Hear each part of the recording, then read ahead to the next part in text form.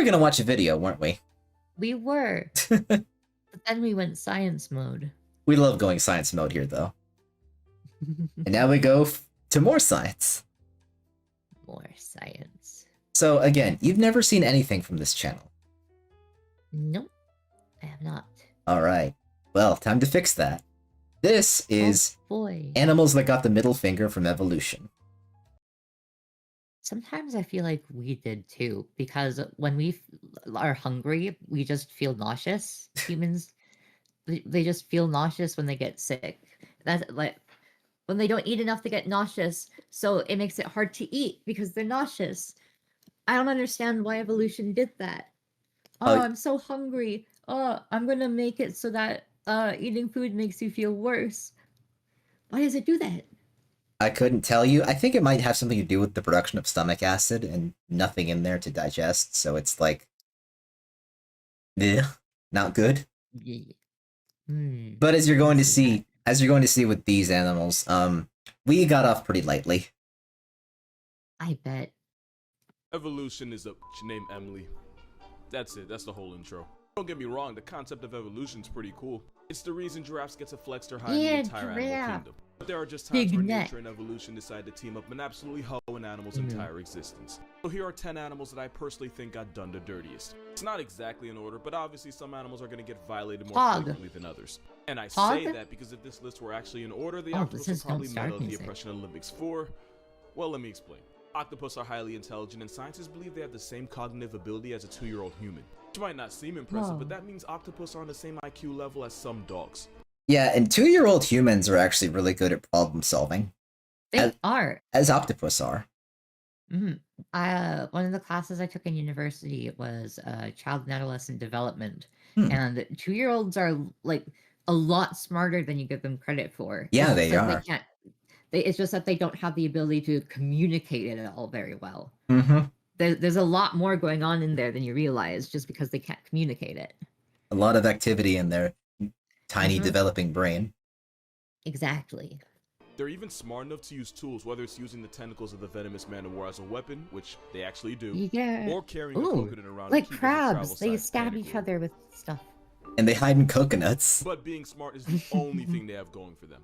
First of all, most octopus come into the world as orphans. The mother octopus will spend months guarding and watching her nursery of up to 50,000 eggs. Since it's too dangerous to leave them alone, since there's no daycare underwater, she often won't eat the entire time. Which means once the clutch of eggs are finally ready to hatch, the mother is shriveling, starving, and ready to become initials on a Twitter bio. Struggle doesn't end there. In fact, that's when it starts. These babies the size of a grain of rice have to figure out life in an ocean full of animals that'll actually try to put an end to it. It's so bad that out of the 50,000 children, if more than 2 survive to adulthood, it's considered overachieving. Yeah, Whoa. 2 out of 50,000. Why? Because why? This is a strategy that a lot of species actually employ, where if you have vast amounts of children, then mathematically some of them are likely to survive.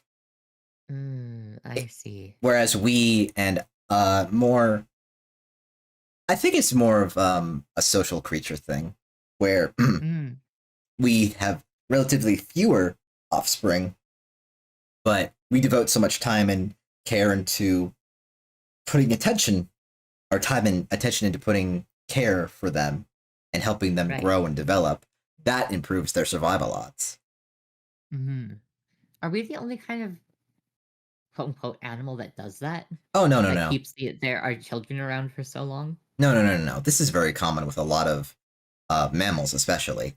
Like, yeah, you've got elephants, you got gorillas, orangutans, dolphins, you've got deer. Like, a lot of animals will stay around their parents as juveniles. They're not just going to run off and try to survive on their own.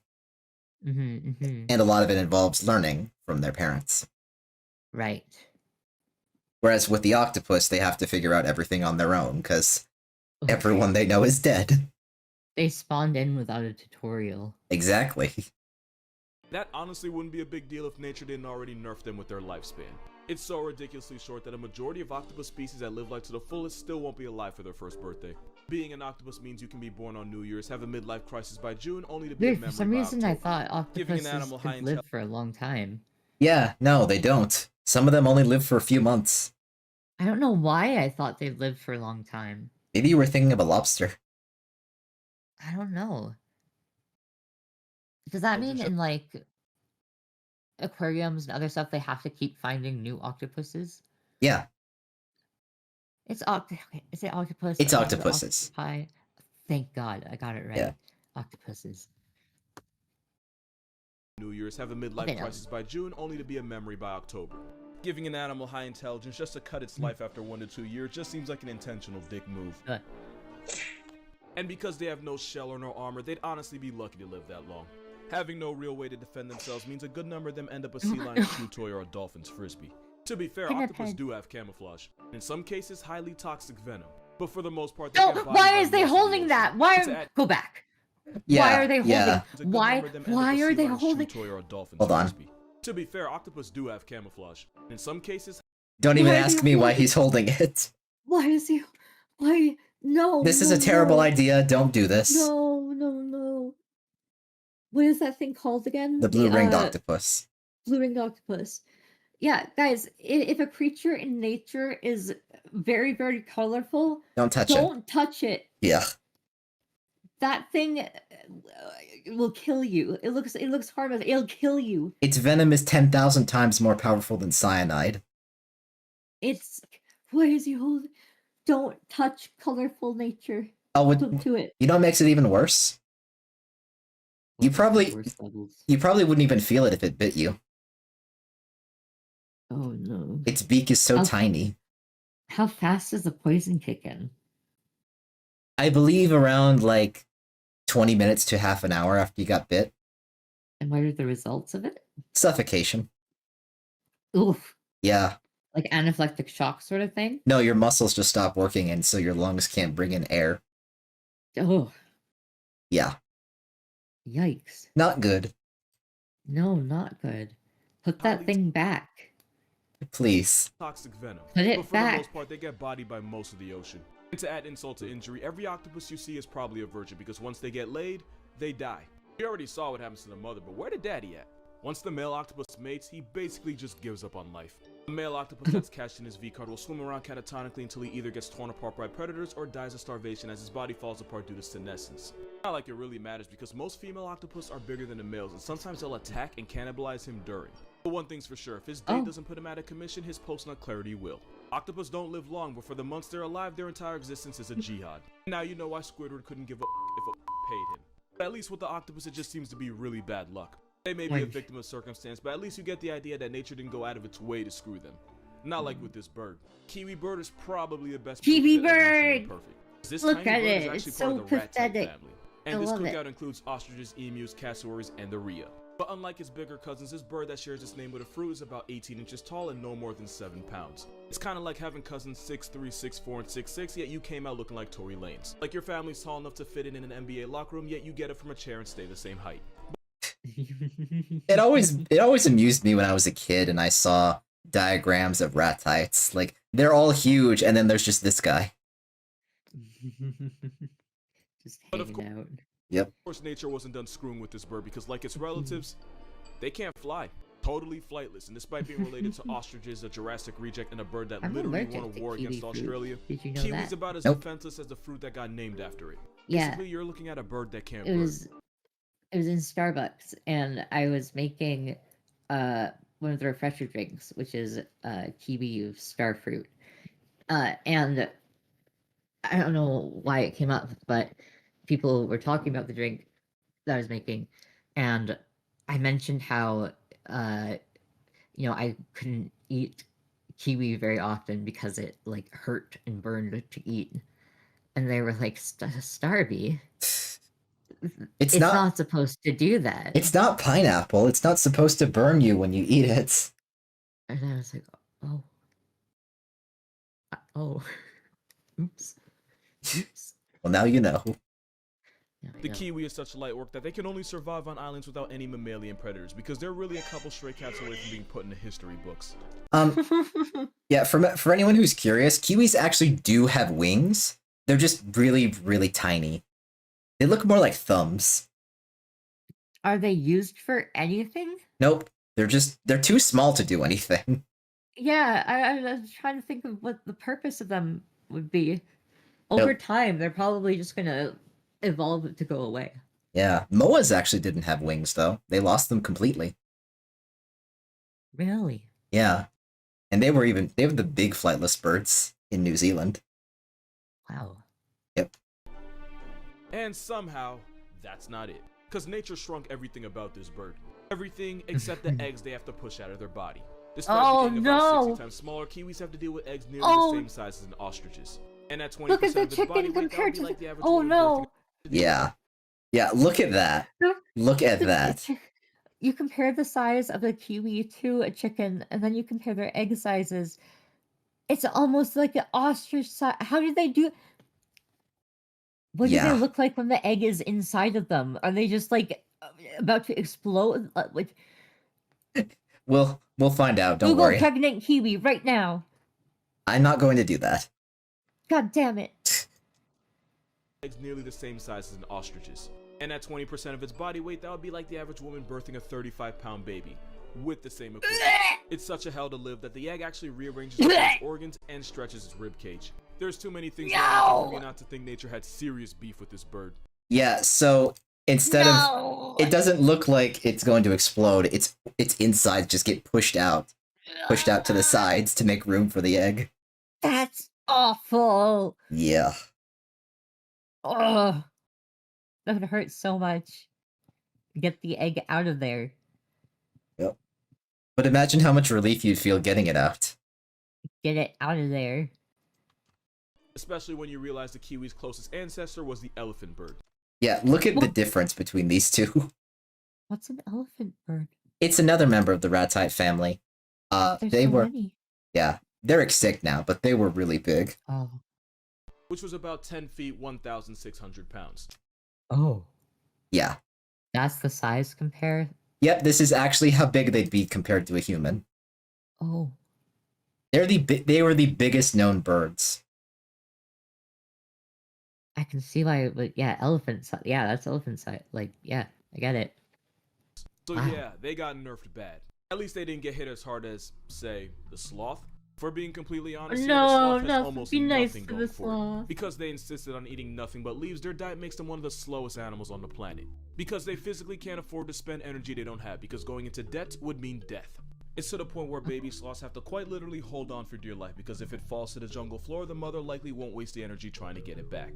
And that's because if you're a sloth, leaving this tree is the most dangerous thing you'll ever do. Sloths only poop about once a week, and when they do, they'll climb out of the tree and get on the ground to do it. Why they don't just drop a deuce from the trees, I couldn't tell you. Nobody knows what goes on in their heads. But this means about half of all sloth deaths involve getting clapped on the toilet like Elvis. One thing sloths have going for them is that they're so mind-numbingly slow that algae actually grows on them, giving them free camouflage. Yeah, that's algae. There is always a catch. When one of your biggest ops is an eagle with quite literally some of the best eyes in the world, wearing a moss blanket isn't going to amount to too much. And you know evolution was actively working with them, because sloths are actually really good swimmers and can hold their breath for 40 minutes longer than dolphins and seals. But no, that's a sloth. That's a sloth? Yeah, they isn't going to amount to too much. And you know evolution was they can swim with them, because sloths are actually really good swimmers and can hold their breath for 40 minutes longer than dolphins and seals. Their metabolism is so slow they can hold their breath longer than a actual aquatic mammal. What? Why? They're just that slow. How deep can they swim? Not very. But it means almost nothing when most of the time they go swimming is by accident when they fall out of the tree. And that weak-ass doggy paddle might save them from drowning, but it won't save them from getting murked by an anaconda or a black caiman. But the really sad part is, sloths could actually be way better than this. Its close relatives, the armadillo and anteater, yeah, armadillo. It has to good use, and anteaters have even been known have to you ever swing seen on an jaguars. armadillo? You have a homicidal vacuum. I have actually. Me too. It was a baby one. Aww. I got to hold it. That's adorable. Yeah. Have you ever seen an anteater? Not in real life, I don't think. They're way more aggressive than you'd think. I've heard that they can be... What's the word? Not capricious. That's not the right word. Jumpy? Maybe? They're very... alarming. Yeah. the same claws that it has to good use, and anteaters have even been known to swing on jaguars. You have a homicidal vacuum cleaner that has put jaguars and people in coffins. Yeah. Anteaters, their claws are strong enough to cut through concrete, and because their eyesight is so poor, they will swing on anything that gets too close. Yeah. And they have killed people.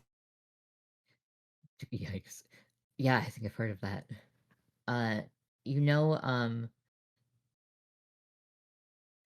The movie, like the original Dracula movie. Yeah. Have you seen it?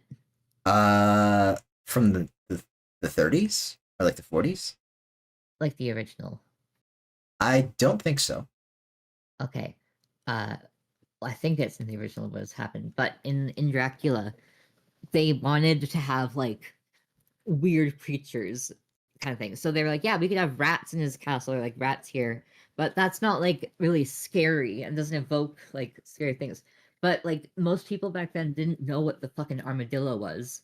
So they put the armadillos in the movie just to like freak people out, and it was successful because people were like, what is that? What is that? What is that? Ew, get it away from me. That's funny. Yeah, I was at a camp thing, I think, and we were given the option to hold a baby skunk or baby armadillo or something else. Nobody liked the armadillo. So I felt I liked the armadillo. I liked the armadillo. I got to pet the armadillo and hold it, and it was in a ball. Good for you. And then you have a moss blanket with a face. Just like the kiwi, the sloth used to be better than this. Megatherium, aka the giant ground sloth, was in the same weight class as elephants, and they actually knew how to use that those claws. guy. So much so that if Ice Age were realistic, it would have worn Diego's ass like a fur coat. But its massive size ended up screwing it in the end, as they basically got hunted into oblivion by humans, leaving us now with the virtually defenseless, dead-eyed, slower than molasses algae apartment that we call the sloth. Algae apartment. On TV where it's like someone gets a genie that grants wishes, but only does so in a way that horribly bends them over in the end, and the moral's supposed to be careful what you wish for. That basically sums up this next animal, because it looks like it got finessed by a genie in one of the most disrespectful ways possible. This is a fiddler crab. Male fiddlers have a giant brolic claw whose only purpose is to get a female's attention. Bee crabs choose their mate based on who has the biggest claw and therefore can pass the best genes to her clutch of eggs. The problem is, that is literally the only thing this claw is good for. Because that claw is too big to pick up food, the male fiddler crab can only feed himself with that smaller claw. Look at this. Look at this. Look at the anatomical difference on display here. On the two claws. One of them actually works and the other is just so horrendously big. It doesn't do anything. I'm so sorry, Fiddler Crab.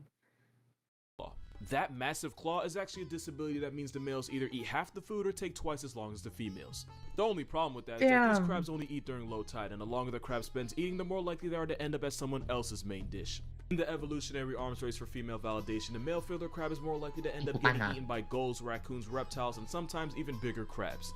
Since the females enable this by being attracted to the bigger, less functional claws, the fiddler is now trapped in a vicious cycle. Stop. Why is he blue? Some just have a natural mutation that makes them blue. What is the mutation? Why blue? It's just a pigment. What happened with the pigmentation? It just happens that way.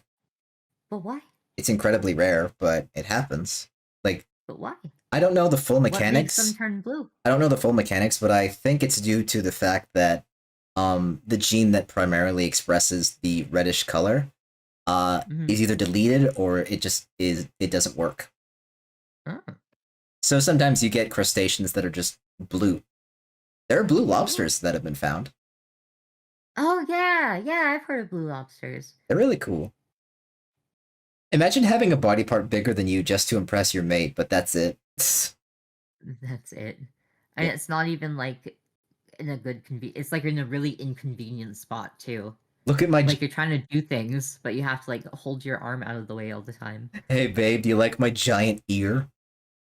My giant ear? You just have a giant swollen ear on one side of your head, and it's so heavy that it actually weighs your neck down. Awful, awful, awful. The females enable this by being attracted to the bigger but less functional claws. The fiddler is now trapped in a vicious cycle. By preferring males with a trait that quite literally gets them put on a shirt, the females indirectly screw the next generation. This is where unrealistic body standards eventually lead. To crab.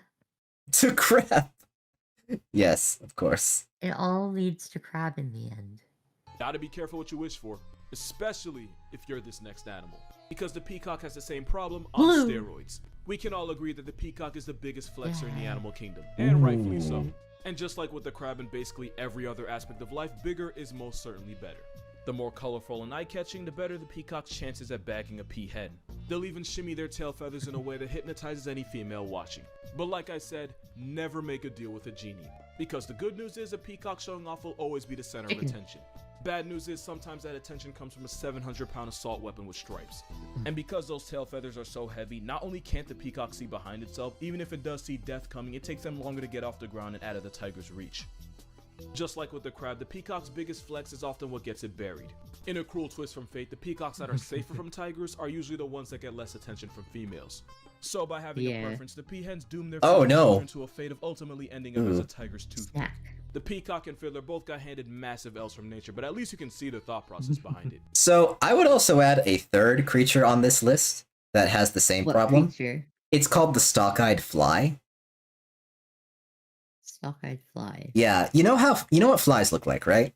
Like they just got the head and the two compound eyes, body, wings, things like that.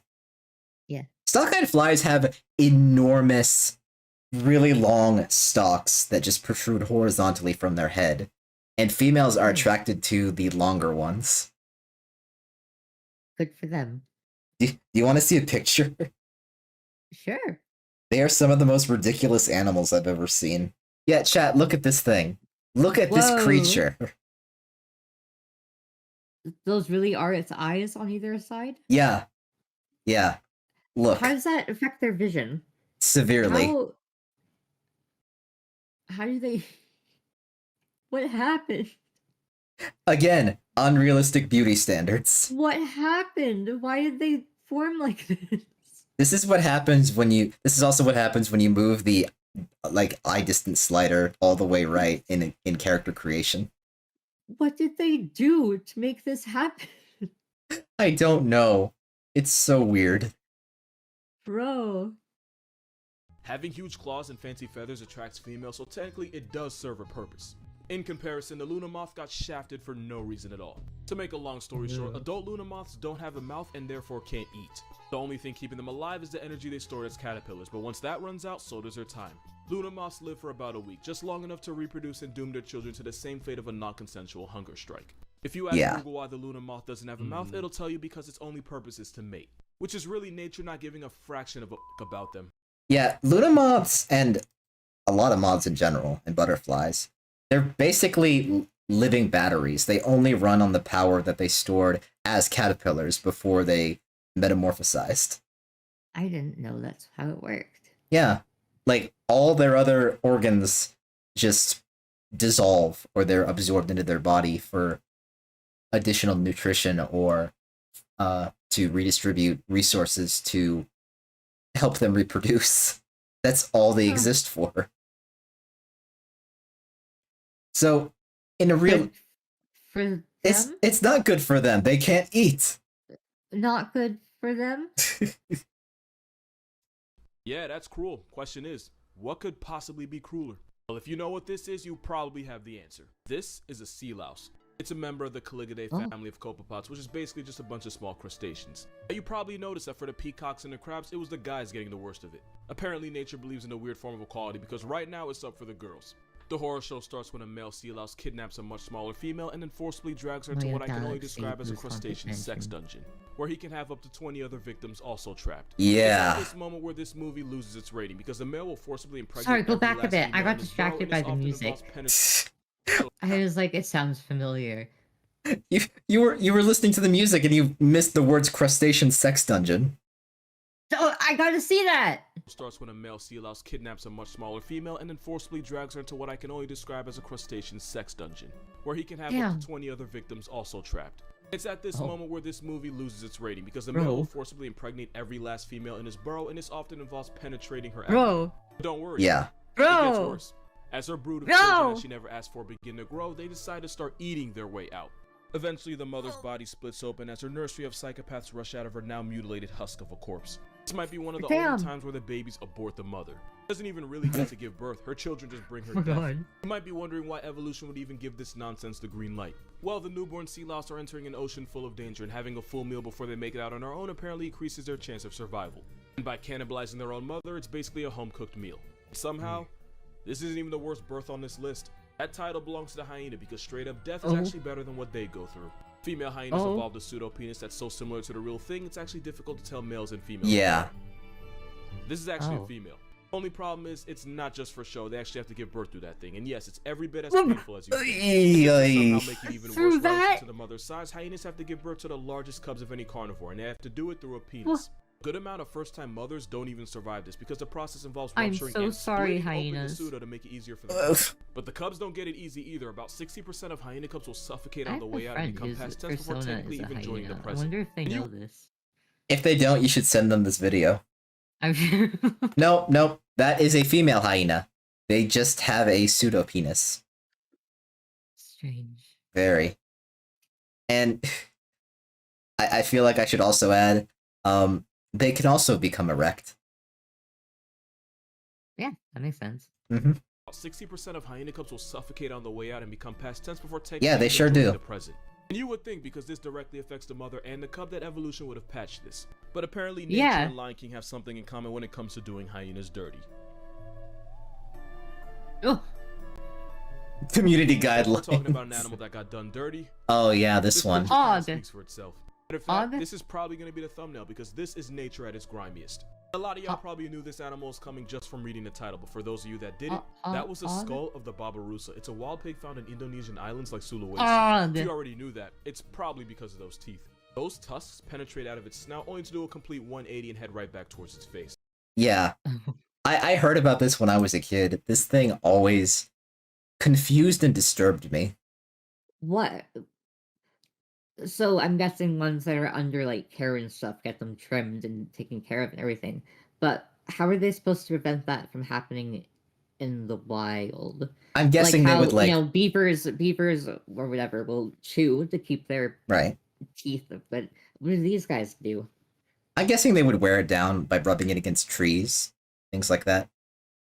So then, why aren't they doing that? Well, they do. The male babirusa can't wear down this hellish odor. Yeah, there you go. If he doesn't lose them in a fight, then the teeth will end up growing right back into his head, penetrating the skull and ultimately piercing the brain. But the worst part of it all is that by the time it gets clapped by its own dental plan, the babirusa's probably already had children and therefore passed on its bullshit to its kids. It's a lot like Parkinson's. Okay, hear me out. The problem with Parkinson's is that it usually develops late in life, usually around the age of 60. And patients can have it for years without being diagnosed. So by the time they do find out, it's possible they could have already had kids and grandkids that they could have passed it off to. I know someone who only good thing started having the symptoms of Parkinson's at age 12. Oh, geez. Yeah. It's weird. Yeah, I'd imagine it would be. Yikes. Yeah. Which is why it like took so long to get a diagnosis, because everyone's like, oh, only old people get that. I mean, but no, apparently, and it makes me wonder how many other people who are young might have it and just not know, because people always associate it with old people. Yeah, and I mean, we associate arthritis with old people, but JRA is a thing. Yeah. It's interesting. Very. Possibly they could have already had kids and grandkids that they could have passed it off to. See the problem, right? The only good thing is that it's somewhat rare for a child to inherit Parkinson's from their parents. Yes. The babirusa? That is very true. Not so lucky. And as long as females find big tusks attractive, and as long as the tusks only murk them after they've had babies, this pig is going to be screwed eternally, and evolution can't even stop it. But when you talk about being sodomized by the fleshy phallus of nature, you're probably talking about cheetahs. If you watch Tear Zoo, if you're watching this, you probably do. You probably heard him say that cheetahs are F-tier garbage that either need to be buffed or just vaulted out of their misery. No, they're the fastest animal on the planet. Are you kidding me? And to do that, they have to have really strong muscles. And for one simple reason, cheetahs are really fast. And strong because of it. Cheetahs are a textbook example of why you should never dump all your evolution points in one skill, because you'll just get bent over in every other aspect of life. Because they're built for speed and absolutely nothing else, cheetahs often get bullied by other predators, especially lions and hyenas. And because cheetahs have to expend so much energy just to make a kill, it forces them to rest right after, which makes it really easy for other animals to just step in and run their pockets. Yeah. No. Yeah, cheetahs are not strong. They're built for endurance, not fighting. I thought they would be strong because they use so much muscle to run so fast. I thought that would make their muscles strong. Their muscles are strong for running, not for combat. Damn. But for real, if you're a cat and a bird that literally only eats the dead is able to run you off, you got a lot of problems. Worst part is, cheetahs could easily avoid all of this. Leopards are also lightweight, solitary hunters that occasionally get their food stolen, but they're able to carry their kills up in trees where they can't get harassed by scavengers. But in the evolutionary race for speed, cheetahs evolved non-retractable claws to use as cleats to keep traction while running. Which is why cheetahs can't climb trees, so they gotta get violated on the ground. Cheetahs are such pushovers that one hyena can successfully rob several cheetahs right in their face and then dare them to do something about it. Cheetahs compromised everything for speed, so now they get to speed run through life. About 70% of cheetah cubs born in the wild will be 6 feet under before their first birthday. And just to add on to that, because why the hell not, thanks to genetic bottleneck, a majority of the cheetah population is highly inbred. What you're looking at is a cat that doesn't really know how to cat. Because instead of roaring like lions, tigers, and leopards, the best is spot a doorman can do is chirp like a bird. Matter of fact, if that you messes every you'll find it does every sound that isn't. Have you heard it? I have heard the sound of I have. Show it for chat. Show it. Let chat hear what it sounds like. Yeah, you're there. Yeah. Yeah. They just sound like this.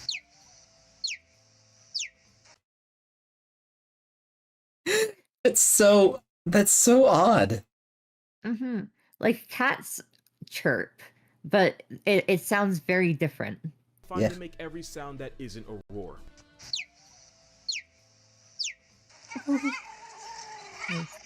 And that's how you know evolution went out of its way to... Cheetahs have been around for about 3 million years and decided they were just gonna IM speed their way through life. And because of that, unless it's a 100-meter dash or a bird call contest, this overgrown house cat loses every single time. Obviously, there's a lot of good things about the cheetah, but not nearly enough to justify the abuse they go through. Which is probably why a majority of cheetahs in captivity experience severe anxiety so bad that it prevents them from mating and they need an emotional support dog. Which is cute, don't get me wrong, but it's another reason why cheetahs are dangerously close to being the pandas of cats, and that's not something anyone wants to be. No. Don't get it twisted, I don't enjoy roasting cheetahs, I actually really love them, but if nature has favorites, this Cheeto's mascot isn't one of them. And those are 10 animals that got the middle finger from evolution. I'm not gonna lie to you, this video was low-key a pain to make. So if you like the video and you'd like to support this channel, my Patreon's gonna be in the description, but please, don't give money if you can't afford it. Because honestly, I don't need money, I just wanted to cover my crippling Wendy's addiction. Do you know, just off the top of your head, any animal that has a middle finger from evolution that you would put on this list? Whale! Get that out of my sight! Sorry. Exactly. Oh yeah. So, perfect example of another animal that has been done dirty by evolution. It's called the antechinus. The antechinus. Yeah, it's a marsupial. And they're pretty famous for their mating strategy, which is to say, whenever it's mating season, all the adult male antechinus will go out and mate with as many females as they possibly can until they die. Until they die? Yeah, because when their hormones are spiking, it actually causes them it causes their immune systems to tank, and their immune systems, really? Yeah, their bodies just go into overdrive so hard that they can't fight off infections, and they will exhaust themselves mating with as many females as possible. And yeah, the entire male population, the adult male population, just dies every mating season. You know what? Not a bad way to die. But it works because it also leaves behind a whole bunch more food for the females and the new offspring that they create. So oh yeah, that makes sense. It at least works as a strategy.